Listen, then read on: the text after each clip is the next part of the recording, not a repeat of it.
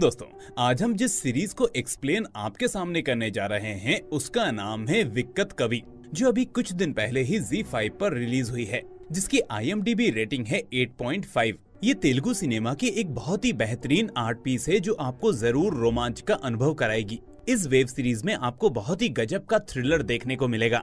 पुराने ख्यालातों से आकर भारत के वर्तमान संकट पर रुकती हुई ये सीरीज आपको जरूर पसंद आएगी। इस सीरीज में टोटल 9 एपिसोड्स हैं, जो हमने इसी वीडियो में कवर किए हैं। तो चलिए दोस्तों, अब बिना देरी किए शुरू करते हैं आज की ये शानदार एक्सप्लेनेशन। तो कहानी की शुरुआत 1970 के आसपास रिवॉल्व की गई है। महबूबनगर जिले में अमीरगिरी गांव में रंगदू नाम का एक बंदा शराब के ठेके पर जाकर खूब शराब पीता है। उसी दुकान के पास वीरना नाम का एक बंदा होता है जो लोगों को जुआ खिलवाता रहता है।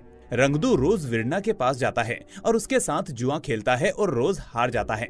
वीरना रंगदू से अपने सब दोस्तों के सामने कहता है कि तुम मुझसे रोज हारते हो, आज मैं तुम्हें एक ऑफर देता हूँ। अगर तुम उस पहाड़ी वाले मंदिर पर जाकर लालटेन जलाओगे तो मैं तुम्हें अपना बकरा दे दूंगा, और अगर तुम हारे तो तुम्हें एक चवन्नी देनी पड़ेगी। अब यहाँ पर बात ये थी कि गांव का कोई भी बंदा शाम होने के बाद उस मंदिर पर नहीं जाता था। लोगों की पौराणिक मान्यताएं ये थी कि रात को उस जगह पर जाना खतरे से खाली नहीं है। पर रंगदू बकरे के लालच में अपने कुछ दोस्तों के साथ वहाँ चला तो जाता है, पर यहाँ उसे कुछ ऐसा दिखता है कि वो सभी उस चीज को देखकर वहीं बेहोश हो जाते हैं। सीन चेंज होता है और हमें उस गांव के महाराजा को दिखाया जाता है।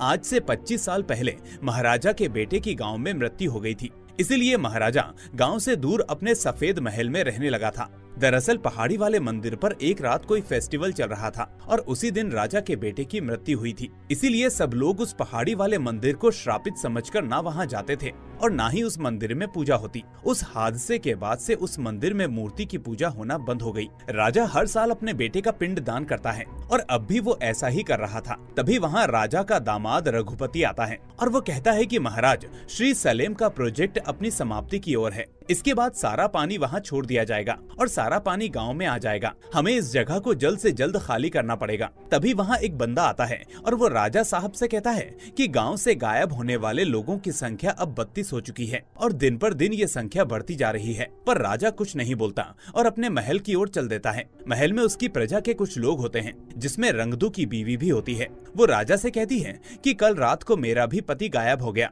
पर राजा उसे और अपनी प्रजा को सांत्वना देकर वहां से अंदर चला जाता है। सीन शिफ्ट होता है और हम हैदराबाद में रामकृष्णा नाम के एक बंदे को देखते हैं। उसने अभी अभी अपना ग्रेजुएशन कंप्लीट किया था। शहर में जहाँ भी कोई घटना होती है, पुलिस वाले सबसे पहले केस सॉल्व करने के लिए उसे ही बुलाते हैं। दरअसल रामकृष्णा का सपना डिटेक्टिव बनने का था। अभी वो एक केस सॉल्व करने आया होता है और एक्यूज को देखकर वो तुरंत बता देता है कि ये मर्डर है या सुसाइड। इसी काम के रामकृष्णा को पुलिस वालों से थोड़े बहुत पैसे मिलते रहते हैं, जिससे उसका खर्चा चलता रहता है। उसके इस टैलेंट को देखकर हैदराबाद का नवाब आदम खान रामकृष्णा को बहुत मानने लगता है। रामकृष्णा के प्रोफेसर का नाम होता है वेणुगोपाल। ये दोनों स्टूडेंट टीचर से बढ़कर अच्छे दोस्त भी होते हैं। ये दोनों साथ में रामकृष्णा की माँ के लिए साड़ी खरीदने के लिए साड़ी की दुकान पर जाते हैं। पर तभी बहुत तेज बारिश होने लगती है और ये देखकर रामकृष्णा वेणुगोपाल को वहीं छोड़कर अपनी माँ के पास अपने घर की ओर निकल जाता है। अगली सुबह वेणुगोपाल के पास उसके गांव से एक लेटर आता है, जिसमें अपने गांव के हालात को देखकर वो चिंतित हो जाता है। और उस लेटर में ये भी लिखा होता है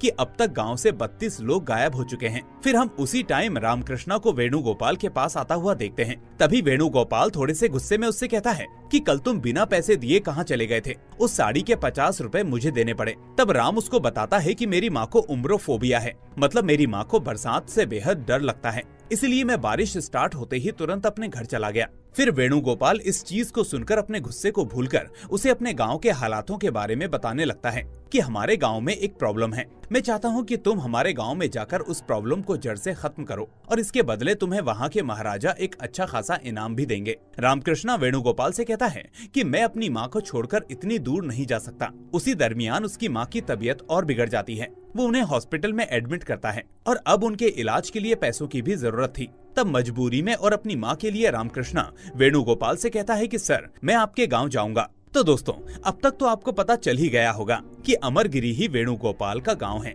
इसके बाद रामकृष्णा अमरगिरी जाता है और उसी दरमियान उसकी मुलाकात लक्ष्मी नाम की एक बेहद खूबसूरत लड़की से होती है जो अपनी कार से आ रही होती है। रामकृष्णा को पैदल आता देखकर वो अपनी कार रोकती है और उसे लिफ्ट दे देती है और उसकी बुक से हमें पता चलता है कि वो फिलॉसफी की स्टूडेंट है। फिर राम उस गांव के महाराजा के पास पहुंचता है और उन्हें वेणुगोपाल जी का लेटर दिखाते हुए कहता है, मुझे वेणुगोपाल जी ने भेजा है, आपके गाँव में कोई दिक्कत है और मैं उस प्रॉब्लम को सॉल्व करने आया हूँ। पर राजा उससे कहते हैं कि हमारे गांव में कोई प्रॉब्लम नहीं है और तुम यहाँ से अपनी बस पकड़कर निकल जाओ। फिर रामकृष्णा बस स्टॉप पर बैठकर बस का इंतजार करने लगता है। तभी उसके पास एक बच्ची आती है और वो उससे कहती है कि क्या आप मेरे पापा को ठीक कर सकते हैं, वो मुझे भूल गए हैं। ये बात सुनकर रामकृष्णा को अपने पिताजी की याद आ जाती है। उसने कभी अपने पापा को नहीं देखा। बचपन से लेकर आज तक उसकी माँ ने ही उसे पाल पोस कर बड़ा किया है। फिर राम उस बच्ची से कहता है कि चलो मुझे अपने पापा के पास लेकर चलो। वो बच्ची उसे एक मंदिर में लेकर जाती है और उस मंदिर की खिड़की से उसे अंदर झांकने को कहती है।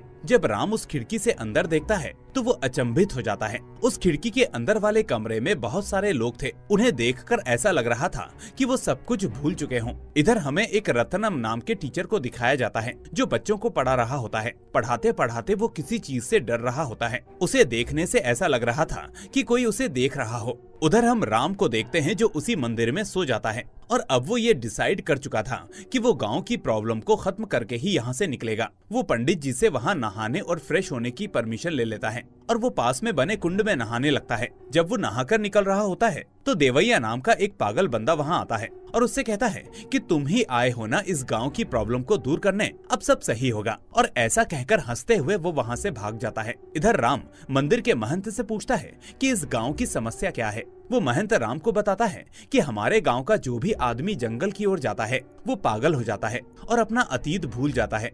महंत राम से कहते हैं कि ये देवी माँ का श्राप है बेटा, तुम इन सब में ना ही पढ़ो तो अच्छा होगा। 3-4 दिन यहाँ रुको और फिर यहाँ से निकल जाओ। राम फिर सीधा उस गांव के पुलिस स्टेशन पहुंचता है और उस स्टेशन के ऑफिसर जिसका नाम पटेला होता है वो उससे कहता है कि मुझे हैदराबाद सरकार ने यहाँ भेजा है और आपके महाराज के लोगों ने भी वहाँ आकर रिक्वेस्ट की थी कि मैं यहाँ आऊँ और गांव की प्रॉब्लम को सॉल्व करूँ। ऐसा कहकर वो उस पुलिस वाले से गांव के बारे में डिटेल्स लेने लगता है। पटेला उसे बताता है कि 25 साल पहले पहाड़ी वाले मंदिर पर एक हादसा हुआ था जिसके बाद उस मंदिर को बंद कर दिया गया। 2 लोगों ने जब पहली बार उस मंदिर के पास जाने की कोशिश की तो वो वहीं बेहोश हो गए और जागने के बाद अजीब सा बिहेव करने लगे।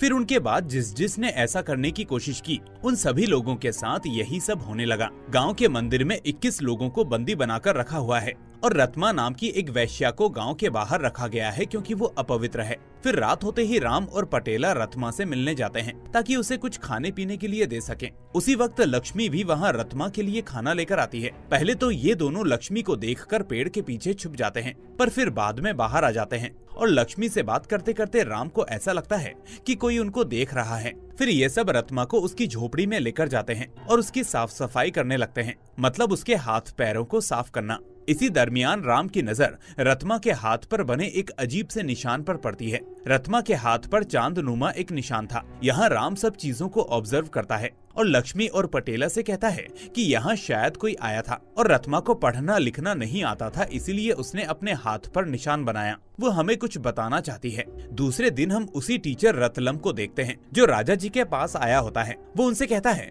कि अब मैं इस गांव में और नहीं पढ़ा सकता, मुझे अजीब अजीब चीजें दिखती हैं और 32 लोगों पर अब उस चीज का असर हो चुका है। राजा साहब उससे कहते हैं कि आप ही हमारे गांव के इकलौते टीचर हैं, अगर आप चले जाएंगे तो बच्चों को कौन पढ़ाएगा, बच्चे भी आपको बहुत पसंद करते हैं। तभी वहाँ लक्ष्मी, पटेला और राम आते हैं और यहाँ हमें पता चलता है कि लक्ष्मी कोई और नहीं बल्कि राजा की देवती होती है, मतलब रघुपति की बेटी। राजा साहब राम को देखकर कहते हैं कि तुम अभी तक गए क्यों नहीं, बहुत सारे लोग यहाँ पर पागल हो चुके हैं और तुम भी बेवकूफ मत बनो, अपनी जान खतरे में मत डालो। पर लक्ष्मी की रिक्वेस्ट पर राजा राम को 48 घंटे का समय देते हैं ताकि वो इस रहस्य से पर्दा उठा सके। वहीं बाहर जाते समय राम रतलम को देखता है जो अपनी साइकिल से जा रहा होता है और राम उसको देखता ही रहता है। वो पटेला से कहता है कि कल जब हम रत्मा से मिलने गए थे तो वहाँ मुझे किसी के होने का आभास हुआ था, शायद वहाँ कोई साइकिल से जा रहा था और हो सकता है कि वो साइकिल रतलम की ही हो। और अब राम को रतलम पर शक हो चुका था। वो चोरी चुपके उसके घर जाते हैं और उसके घर की तलाशी लेने लगते हैं।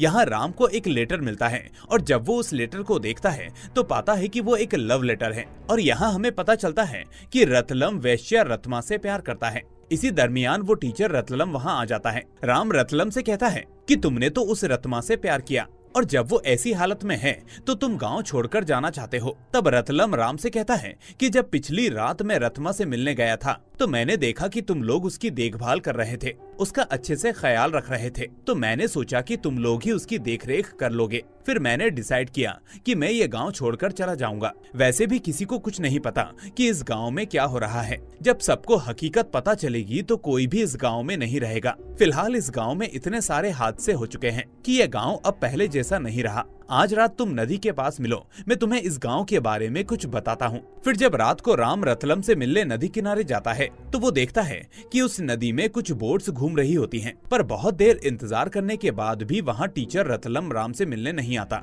अब अगली सुबह राम पटेला से मिलता है और वो दोनों जंगल की साइड निकल जाते हैं। वहाँ उन्हें वही टीचर रतलम मिलता है जो अपनी याददाश्त भूलकर पागल हो चुका था। फिर गांव वाले भी उसे कुछ रिचुअल्स करके उसको उसी कमरे में बंद कर देते हैं। उसके बाद राम पटेला से सिहरे का रिपोर्ट मंगवाकर पढ़ने लगता है। उसे उस रिपोर्ट से पता चलता है कि 25 साल पहले उस पहाड़ी वाले मंदिर के पास एक जोरदार फंक्शन का आयोजन किया गया था। यहाँ अचानक भयंकर बारिश होने की वजह से 106 लोग अपनी जान से हाथ धो बैठे। बहुत सारे लोगों को ये बात हजम नहीं हुई कि बारिश की वजह से लोगों की मौत कैसे हो सकती है। काफी सारे ऑफिसर्स ने इस केस को स्टडी किया पर कुछ हाथ नहीं लगा। गांव वालों का ये मानना था कि ये देवी माँ का श्राप था और उनके हिसाब से इन जंगलों में कुछ बुरी आत्माएं घूम रही हैं। ये सुनकर रामकृष्णा उस जंगल के अंदर जाने की सोचता है। पटेला उसको बहुत मना करता है पर वो नहीं मानता। जब राम जंगल के अंदर जाता है तो उसे जंगल में 4 लोग दिखते हैं जो लकड़ियां काट रहे थे और वो तुरंत बेहोश हो जाते हैं। वहीं सुबह राम पटेला से आकर कहता है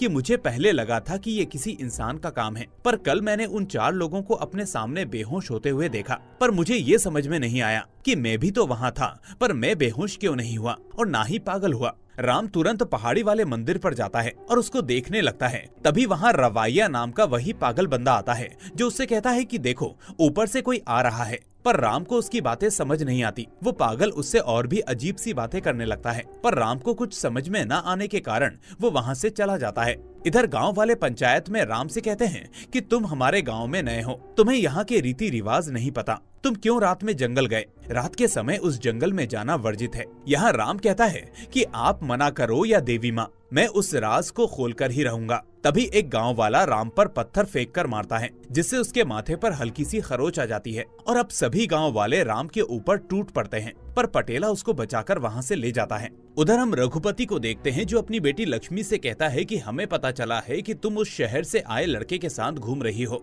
तुम ऐसा करोगी तो हमारी इज्जत का क्या होगा? तुम्हें हमारी इज्जत का ख्याल है या नहीं? यहाँ रघुपति आगे उससे कहता है कि चलो तुम अपने कपड़े पैक करो, आज रात हम श्री सैलम जा रहे हैं। यहाँ हमें पता चलता है कि लक्ष्मी की माँ पैरालाइज हो चुकी हैं। वहीं लक्ष्मी अपने पापा की बातों को इग्नोर करते हुए उसी रात राम से मिलने जाती है और वो दोनों जंगल के अंदर आग जलाकर बैठे होते हैं। राम लक्ष्मी से पूछता है कि क्या कोई बंदा अचानक अपनी याददाश्त भूल सकता है? लक्ष्मी कहती है कि नॉर्मल केसेस में ये संभव नहीं है, पर अगर सर पर चोट मारी जाए और किसी हार्मफुल केमिकल की खुशबू आए तो हाँ, ये पॉसिबल है। राम लक्ष्मी को बताता है कि मुझे इनोमिया है, मतलब मुझे किसी भी चीज की खुशबू नहीं आती, मतलब इसीलिए शायद उस रात में बेहोश नहीं हुआ और ना ही मेरी याददाश्त गई। तभी इन दोनों को बहुत सारी तितलियां एक पेड़ के आसपास चक्कर लगाती हुई दिखती हैं। जब वो दोनों उस चीज को पास से देखने के लिए जाते हैं तो लक्ष्मी बेहोश हो जाती है। राम फौरन उसे अपने कंधे पर उठाकर हॉस्पिटल ले जाने लगता है। तभी उसे वीरना वहाँ मिलता है और वो उससे कहता है कि तुम तो इसी गांव के हो ना, चलो इसे हॉस्पिटल ले जाने में मेरी मदद करो। पर वीरना उससे कहता है कि साहब इसका इलाज किसी हॉस्पिटल में नहीं बल्कि मेरे पास है, आप इसे मेरे साथ लेकर चलो। फिर वो तीनों गाड़ी में बैठकर वीरना के घर पहुंचते हैं, जहां वीरना लक्ष्मी को एक दवाई इंजेक्ट करता है जो उसने बड़े संभाल कर रखी हुई थी। तभी राम देखता है कि वीरना के घर पर वही पत्थर था जिससे आज सुबह उसे मारा गया था और उससे वीरना ने उस खून का सैंपल भी चेक किया था। राम वीरना से पूछता है कि ये सब क्या है। तभी वीरना राम को मारने लगता है और उसे जख्मी कर देता है और कहता है कि आज पूर्णिमा है, आज रात उस फूल से जो खुशबू आएगी उससे पूरा गांव बेहोश हो जाएगा और पागल हो जाएगा। वहीं हम राम को देखते हैं जो किसी तरह वीरना के चंगुल से छूट जाता है और लक्ष्मी को लेकर गांव के साइड में आ जाता है। यहाँ आकर राम देखता है कि सभी गांव वाले हिप्नोटाइज होकर कहीं जा रहे होते हैं। इधर राम लक्ष्मी को सुरक्षित जगह छोड़कर उस पेड़ के पास जाने लगता है, पर वहाँ फिर से वीरना आ जाता है और राम को रोकने की कोशिश करता है। उन दोनों के बीच बहुत जोरदार लड़ाई होती है, पर राम वीरना को कार में डालकर उस कार को उस पेड़ के पास जला देता है। वीरना और वो पेड़ जलकर राख हो जाते हैं और उस पेड़ के जलने की वजह से सब गांव के लोग नॉर्मल होने लगते हैं। अब अगली सुबह राम राजा के पास जाता है और उन्हें बताता है कि मैंने उस पेड़ को तो जला दिया, पर मुझे ये समझ में नहीं आया कि उस बीमारी का एंटीडोट वीरना के पास कहाँ से आया। वीरना चाहता था कि सब गाँव वाले मारे जाएं। क्या दुश्मनी है वीरना की इस गाँव के साथ। यहाँ राजा साहब राम का धन्यवाद करते हैं और उससे कहते हैं कि तुमने गांव की मुसीबत को खत्म किया है और शायद मेरी भी मुसीबत खत्म कर दी। फिर राजा अपने बेटे की कहानी सुनाता है कि मेरा बेटा महादेव लंदन पढ़ने गया था। पढ़ाई खत्म करने के बाद वो गांव आया और एक आदिवासी लड़की से शादी कर ली। उस रात मरने से पहले मेरे बेटे ने मेरे कान में कहा था किले की पूर्व की ओर। इसके बाद मैंने किले के पूर्व की ओर हर एक जगह को छान मारा, पर मुझे कुछ नहीं मिला। वो सवाल मेरे मन में शूल की तरह अभी तक चुभ रहा है कि आखिर उसने उस दिन क्या कहा था। कुछ दिनों बाद श्रीशैलम प्रोजेक्ट भी खत्म हो जाएगा और मेरे बेटे का राज पानी में डूबकर कहीं दफन हो जाएगा। फिर राम राजा के पुराने महल में जाता है ताकि कुछ तथ्यों को एकजुट कर सके। यहाँ राम को महादेव और उसकी बीवी की फोटो मिलती है और इसी के साथ ये सीरीज यहाँ से सस्पेंस टर्न लेती है और हमें पता चलता है कि महादेव और कोई नहीं बल्कि राम का ही पिता था, क्योंकि महादेव के बगल में उसकी माँ की भी फोटो थी। हुआ ऐसा था कि महादेव के मरने के बाद राम की माँ गांव छोड़कर हैदराबाद चली गई। फिर पटेला राम को उस जले हुए पेड़ के पास लेकर जाता है और उससे कहता है कि मैंने हर जगह छान मारा पर वीरना की लाश कहीं नहीं मिली। इसका मतलब वो अभी भी जिंदा हो सकता है। तभी वहाँ एक आदिवासियों का समूह आ जाता है और उस समूह के साथ वहाँ उसका मुखिया पशुपति भी होता है। वो राम से कहता है कि तुमने व्यर्थ में एक पेड़ की जान ले ली। ये देवी माँ का श्राप है जो तुम लोगों पर कहर बनकर बरस रहा है। तभी राम की नजर पशुपति की छाती पर बने टैटू पर जाती है। ऐसा ही सेम टैटू उसकी भी छाती पर था, पर अधूरा। राम फिर वहाँ से निकलकर उस महल के पूर्व की ओर छानबीन करने लगता है। तभी वो वहाँ पर ऑब्जर्व करता है कि कोई उसका पीछा कर रहा है। राम उसको पकड़ने की कोशिश करता है पर वो भाग जाता है और ये कोई और नहीं बल्कि रघुपति का बंदा होता है। राम फिर पटेला के साथ पशुपति से मिलने जाता है और उनसे महादेव के बारे में पूछने लगता है। वो बताते हैं कि उस राजा के बेटे ने हमारे धर्म की लड़की से शादी की, पर उसने हमारे रीति रिवाजों को ठुकरा दिया, इसीलिए देवी माँ ने उसे श्राप दे दिया। राम ये सुनकर वहाँ वापस आ जाता है। अब रास्ते में पटेला राम से कहता है कि तुम मानो या मत मानो, मेरे हिसाब से वीरना और रघुपति के बीच कोई ना कोई संबंध जरूर है। उस रात वीरना पूरे गांव का सर्वनाश चाहता था और उसी रात रघुपति अपनी फैमिली के साथ यहाँ से जाने वाला था और वीरना के पास एंटीडोट होते हुए भी वो किसी को नहीं देता था। उसने सिर्फ लक्ष्मी को ही दिया, ऐसा क्यों ये मेरी समझ में नहीं आ रहा। ये सुनकर राम भी सोच में पड़ जाता है और जाकर सीधा राजा साहब से मिलता है। वो उनसे कहता है कि मुझे महादेव के बारे में थोड़ा डिटेल में जानना है, इससे मुझे चीजों को समझने में आसानी होगी। तो राजा साहब बताने लगते हैं और इसी के साथ सीन पास्ट में जाता है और हम देखते हैं कि महादेव अपनी पढ़ाई पूरी करके गांव आया होता है। सारे गांव वाले और हम सब परिवार वाले बहुत खुश होते हैं। तभी महादेव को ये पता चलता है कि इसकी बहन यशोधरा मतलब राजा की बेटी रघुपति नाम के लड़के से प्यार करती है। रघुपति के गरीब होने के बावजूद महादेव सबको समझा बुझाकर दोनों की शादी करवा देता है। उधर महादेव और गौरी बचपन से ही एक दूसरे से प्यार करते थे। महादेव ने वादा किया था कि मैं आकर तुमसे शादी करूंगा, पर राजा के ना मानने पर महादेव गौरी को जंगल ले जाता है और कहकर जाता है कि वो अपनी आगे की जिंदगी वहीं गुजर बसर करेगा। कुछ सालों बाद उन दोनों को एक बच्चा होता है। वही इस कहानी का मेन किरदार रामकृष्णा है। इस खुशी की वजह से राजा साहब महादेव को अपना लेते हैं। उत्सव वाले दिन गांव के लोग और आदिवासी उसी मंदिर में जाकर पूजा पाठ करते हैं और उस बच्चे की छाती पर अपनी परंपरा के अनुसार टैटू बनाने लगते हैं। पर तभी वहाँ महादेव आता है और कहता है कि ये कितना छोटा बच्चा है, इसको इतना दर्द मत दो, कितने जाहिल हो तुम लोग। और ऐसा कहकर वो बच्चे को अपने हाथ में लेकर वहाँ से चला जाता है। ये देखकर पशुपति देवी माँ से क्षमा मांगने लगते हैं कि हे देवी, इस मूर्ख की बातों का अनुसरण ना करो। पर उसी रात बारिश की वजह से हमारे 100 से अधिक लोग मारे गए और एक जगह पर राजा को महादेव बड़ी नाजुक हालत में मिला। जब राजा ने उसे बचाने की कोशिश की तो मरने से पहले उसने राजा के कान में ये कहा कि महल के पूर्व में। इधर हमें रघुपति की कुछ सच्चाई पता चलती है कि रघुपति ने यशोधरा से प्यार का नाटक करके उससे शादी की ताकि उसकी प्रॉपर्टी हड़प सके। साथ ही आज से 25 साल पहले उसने ही उसे पैरालाइज किया था और जब रघुपति को गुस्सा आता है तो वो अपना गुस्सा उस पर निकालता रहता है। उसी टाइम लक्ष्मी इस चीज को देख लेती है और बहुत शॉक में चली जाती है। वो अपनी माँ के पास आकर उसको दिलासा देने लगती है और कहती है कि मुझे अभी तक तो बस यही पता था कि मेरे पापा सिर्फ एक अच्छे पापा नहीं हैं, पर वो तो अच्छे इंसान ही नहीं हैं। दूसरे दिन रघुपति उस मंदिर में चोरी चुपके जाने लगता है और शॉकिंगली इस मंदिर में वीरना पहले से ही मौजूद होता है। मतलब पटेला की बात सच थी, ये दोनों मिलकर गांव की बर्बादी चाहते हैं। इधर राम को राजा की एक बात याद आती है। उसने राजा साहब से पूछा था कि उस दिन उस हादसे में कोई बचा, तो राजा साहब ने कहा था कि हाँ देव्या, पर वो पागल हो गया। उस रात क्या हुआ उसे कुछ याद नहीं। फिर राम देव्या को किसी सुनसान जगह पर ले जाकर लक्ष्मी की हेल्प से उसे करंट के शॉक देने लगता है। फिर 2-3 बार ट्राई करने के बाद देव्या ठीक हो जाता है। इसे अपना नाम याद आता है। राम उससे पूछता है कि बताओ मुझे उस रात क्या हुआ था। देव्या बताता है कि उस रात सारे गांव वाले मंदिर के पास पहुंचकर उत्सव मना रहे थे। वहां गौरी भी थी। तभी अचानक वहां बारिश शुरू हो गई।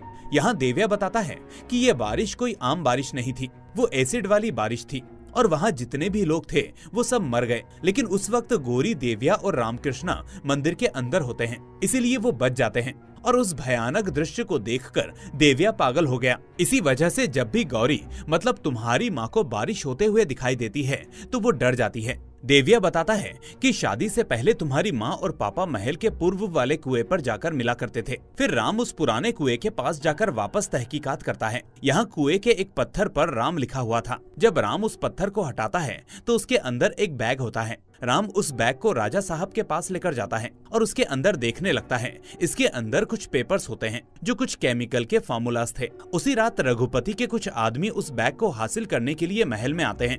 रामकृष्णा इनको पकड़ने की कोशिश करने लगता है, पर वो राम को मारकर वो बैग लेकर वहाँ से भाग जाते हैं। इससे रामकृष्णा बहुत घायल हो जाता है और राजा साहब को भी कुछ काम की वजह से दूसरे गांव जाना पड़ता है। इसी मौके का फायदा उठाकर रघुपति के आदमी उस रात भी उसके पास जाते हैं। क्योंकि रामकृष्णा ने उस बैग में फेक पेपर्स रखे थे, इसलिए रघुपति को अपने आदमी दोबारा भेजने पड़े। और इस बार साथ में रघुपति खुद आया होता है। वो राम को धमकाने लगता है कि वो बैग मेरे हवाले कर दो। उसी वक्त वहाँ राजा साहब भी आ जाते हैं और रघुपति के आदमियों को गन से मारकर उसे अपने कब्जे में ले लेते हैं। अब रघुपति को समझ में आता है कि ये राम और राजा साहब का नाटक था रघुपति को रंगे हाथों पकड़ने के लिए। राजा साहब कहते हैं कि देव्या से मुझे पता चल चुका है कि रामकृष्णा मेरा पोता है। और फिर वो रघुपति से कहते हैं कि बताओ उस बैग को क्यों चुराना चाहते थे। फिर रघुपति सब बताने लगता है और कहानी यहाँ से पास्ट में जाती है। रघुपति कहता है कि जब महादेव लंदन से इंडिया वापस आया तो एक दिन रघुपति और महादेव हैदराबाद के नवाब से मिलने उनके यहाँ पहुँचे।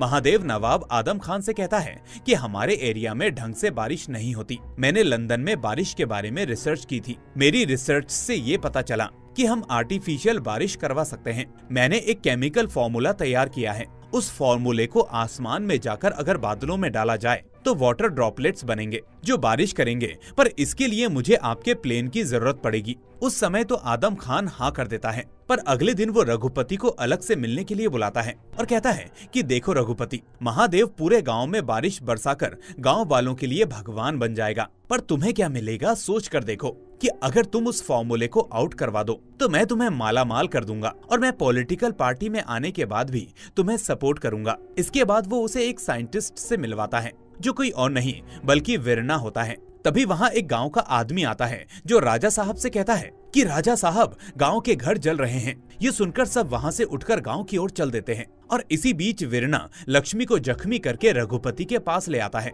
तभी हमें एक शॉकिंग बात पता चलती है कि वो आदम खान पाकिस्तान से मिला हुआ है और आदम खान पाकिस्तान के एक बंदे से कहता है कि हमारे एक साथी जोसेफ ने एक फॉर्मूला फाइंड आउट किया है। अगर वो फॉर्मूला किसी पेड़ में इंजेक्ट किया जाए तो उस पेड़ से एक अजीब सी खुशबू आती है जिसे सूंघने के बाद लोग पागल हो जाते हैं और अपनी याददाश्त खो देते हैं। जोसेफ ने उसका एंटीडोट भी बना लिया है। इसी फॉर्मूले को हम बॉर्डर पर इस्तेमाल करेंगे और इंडियन आर्मी को पागल कर देंगे और वो बारिश वाली फाइल भी जल्दी ही हमारे हाथ लगेगी। दूसरे दिन रामकृष्णा अपनी माँ को बुलाकर महादेव की कब्र खोदने लगता है। तब जाकर गौरी को ये बात पता चलती है कि इसका पति अब इस दुनिया में नहीं रहा और वो फूट फूट कर रोने लगती है। फिर सीन पास्ट में जाता है और गौरी राम को सब सुनाने लगती है जो कुछ भी उस टाइम हुआ था। फिर हम महादेव को देखते हैं, जिसके पास वीरना नाम का बंदा उसकी हेल्प करने आया होता है। वो उसके हर काम में उसकी हेल्प करता है, पर फिर भी महादेव ने कभी उस वीरना को अपना बारिश वाला वो फॉर्मूला नहीं बताया। अब फाइनली वो दिन आता है जिस दिन वो प्लेन उड़ने वाला था, पर प्लेन गांव के ऊपर से जाने की बजाय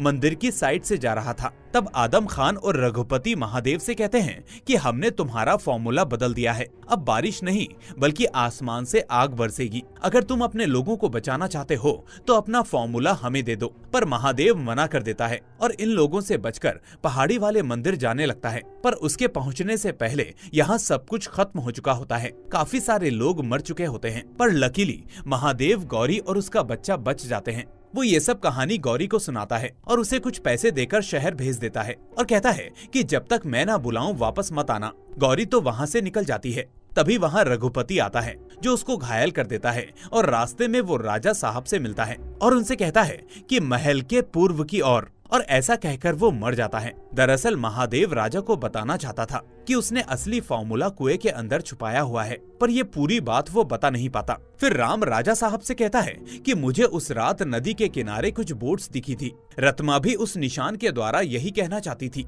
कि रघुपति सारे केमिकल्स बोट से लेकर आता था। अब राम कहता है कि उस मंदिर में दोबारा पूजा पाठ स्टार्ट कर दीजिए। फिर रात को सब गांव वाले उस मंदिर के पास जाते हैं।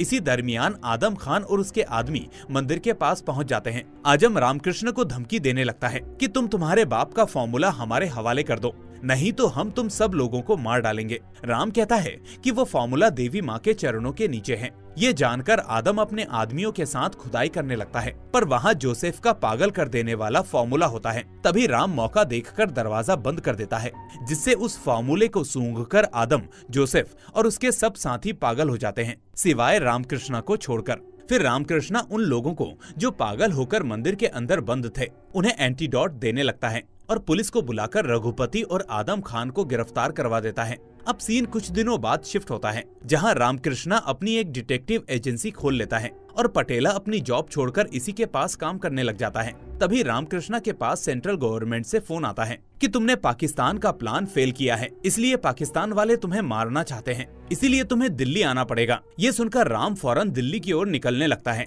इसी के साथ ये सीरीज यहीं पर खत्म हो जाती है। तो दोस्तों, आपको ये सीरीज कैसी लगी हमें कमेंट कर जरूर बताएं। साथ ही वीडियो पसंद आई हो तो इसे लाइक करके चैनल को सब्सक्राइब करना ना भूलें। हम फिर मिलेंगे एक और ऐसी ही शानदार कहानी के साथ। Till then, take care and thanks for watching.